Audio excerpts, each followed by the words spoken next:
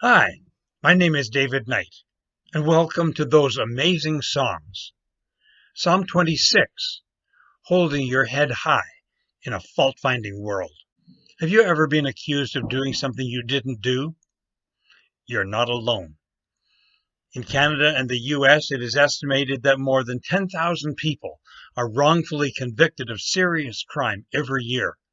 They do the time for those who did the crime. Talk about the sting of injustice.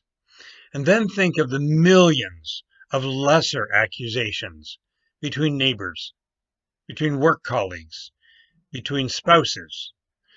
Blame discredits us. When we are wrongly blamed, we feel misunderstood and devalued. We want vindication, which is to be cleared of blame or suspicion and to have our honor restored, to hold our head high. Psalm 26 is a plea for vindication. We don't know the specifics of the accusations against the psalmist, and this helps us to more easily apply the psalm to our own lives. In the 12 verses of this psalm, the poet, probably David, mounts a vigorous defense, and behind his defense, we can see some principles of a well-lived life.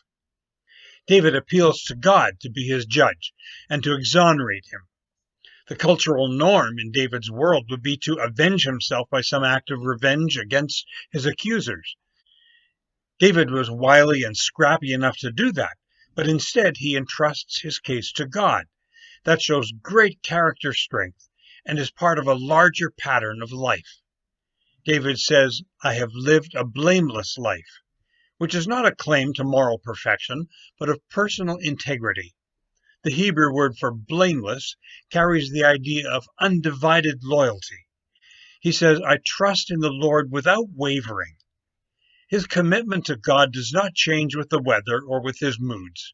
His consistency is shaped by two powerful realities, God's bedrock love and God's faithfulness, which shape his outlook on life. David practices a life of mindfulness that is continually invigorated by hope and joy. That is why he is so transparent in inviting God to examine him and put his actions and motives under the microscope. So the first two principles are to live with undivided loyalty and to invigorate your mind with the love and truth of God. A third principle has to do with resisting negative influences. Lots of liars and thieves tried to entice David to join forces with them, but David has refused.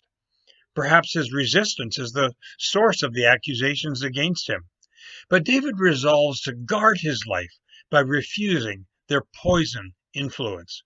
Later in the psalm, he mentions them again, so it's clear that they are a powerful force in David's world, as they continue to be in ours. A fourth principle is David's practice of spiritually renewing habits. Besides his rhythms of prayer and musical meditation, he says he loves to gather with the worshiping community, praising God with gusto and telling the stories of God's redemptive deeds. In Israel's tabernacle, between the altar and the tent, was a laver where the priests washed their hands. So when David says, I wash my hands in innocence and go about your altar, Lord, he is saying that his spirituality is active and personal. It involves confession and sincerity. It is not just ritualistic performance. So David sustains his personal integrity and spiritual vigor by regular habits of faithfulness. That's a life principle I can attest to. Then David comes back to the rogues who constantly work to bribe or seduce him. He asks God to protect him from being swept up by their persuasive power and their influence. He wants to maintain his integrity in a 50 Shades of Grey world. He knows that he needs God's help for that. The spirit is willing, but the flesh is weak. Reinforcing your resolve is an important life-stabilizing principle. I've found that making myself personally accountable to trusted friends is one way of doing that. And the psalm finishes with great confidence. We never learn how God vindicated David, or if he does. But the self-defensive angst of the opening verses is gone. David has nothing to fear. He has found his footing and his voice, and he wants everyone to know that God is the one worthy of praise. As this psalm shows, these 5 life principles are no guarantee against being misunderstood or falsely blamed, but they show us how we can hold our heads high even in a fault-finding world. For 1,000 years, God-fearing Jews prayed this psalm for vindication as they were ruthlessly oppressed, slandered, and maligned. And then Jesus came and brought vindication to a whole new level. He chose to stand as the wrongly accused and bore our sins in his body on the cross, publicly shamed as an enemy of God. But having lived a truly blameless life of the most stunning integrity, God raised him from death as the ultimate vindication. And today he sits at God's right hand interceding for us as the accuser tries in vain to discredit us.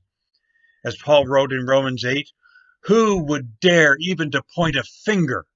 The one who died for us, who was raised to life for us, is in the presence of God at this very moment sticking up for us.